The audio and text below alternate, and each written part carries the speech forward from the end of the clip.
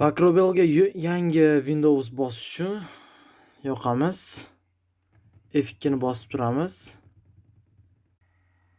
F2 ni bosib turganimizdan keyin bunaqa menyu chiqadi. Mainga bitta o'tamiz strelkalar orqali.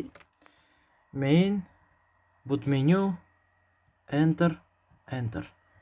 Bizda hammasi enabled deb chiqib turishi kerak. Keyin F2 ga bitta o'tamiz.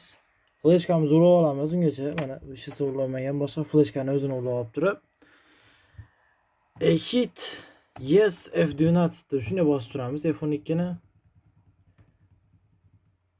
menyu chiqadi. Bizniki USB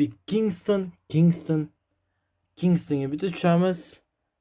Enter deb bitta bosamiz. Shu bilan zagruzkani kutamiz. Pakrobeldan keyin starting chiqishi kerak. Bu degani sizlar flashkalarni to'g'ri qabul qildi, ishlashda boshladi. Bizda chiqyapti Windows 10 Pro.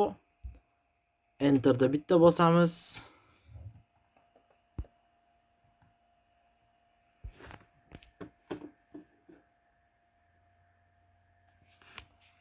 Qaysi papkaga joylaymiz deyapti. Biz kichikroq papkani bosamiz, chunki katta papkaga joylasanglar, katta papkada narsa o'chirib olsanglar ketib qoladi.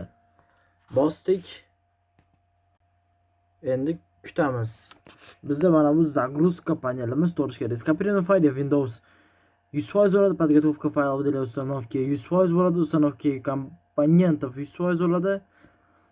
Va obnovlение завершено bo'ladi, keyin bu yog'ini kutaverasizlar.